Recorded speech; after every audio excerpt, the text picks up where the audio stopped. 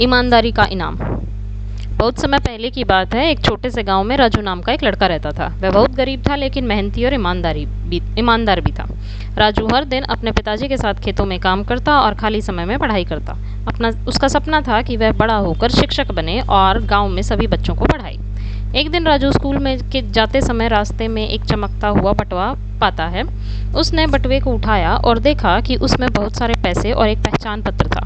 किसी और के पैसे को देखकर उसका मन थोड़ा डगमगाया, लेकिन फिर उसने सोचा, यह पैसा मेरा नहीं है, अगर मैं इसे रखूं तो यह चोरी होगा। राजू बटुए को लेकर सीधा गांव के सरपंच के पास गया और सच्ची बात बता दी। सरपंच ने बटुआ देखा और उसमें निकले पहचान पत्र की मदद से असली मालिक को बुलाया। वह एक बुजुर्ग व्यक्ति था जो शहर से गांव अपने बेटे से मिलने आया था और गलती से बटुआ गिरा बैठा था। बुजुर्ग व्यक्ति ने राजू को गले लगा लिया और कहा, बेटा, आजकल तुम्हारे जैसे ईमानदार बच्चे बहुत कम मिलते हैं। मैं तुम्हारी पढ़ाई का पूरा खर्चा उठाऊंगा।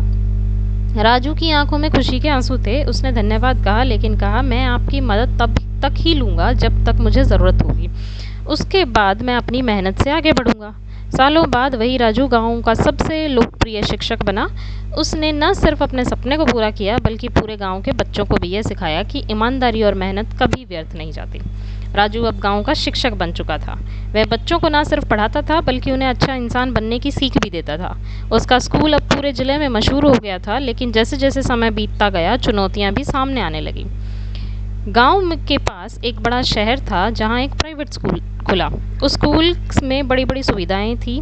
एसी क्लासरूम थे, स्मार्ट बोर्ड और ढेर सारे आकर्षण। धीरे धीरे गांव के कई अमीर किसान अपने बच्चों को वहां भेजने लगे। राजू को चिंता हुई कि उसके स्कूल में बच्चों की संख्या कम हो रही है, पर उसने हार नहीं मानी।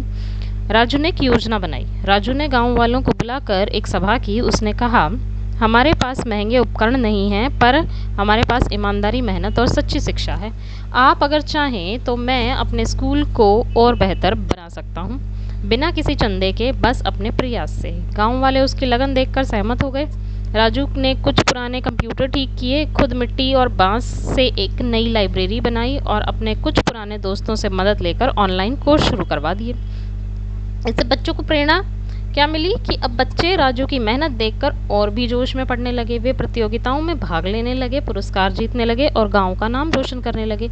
एक दिन राज्य स्तर पर एक परीक्षा हुई जिसमें पूरे जिले के बच्चों ने भाग लिया। राजू के स्कूल के छात्र नीलू ने पहला स्थान पाया। उसे मुख्यमंत्री द्वारा सम्मानित किया गया। मुख्यमंत्री ने जब नीलू से पूछा कि उसने यह सब कैसे किया, तो उसने कहा, मेरे गुरुजी राजू सर ने सिखाया कि मेहनत, ईमानदारी और सच्चा मार्ग ही असली सफलता की कुंजी है।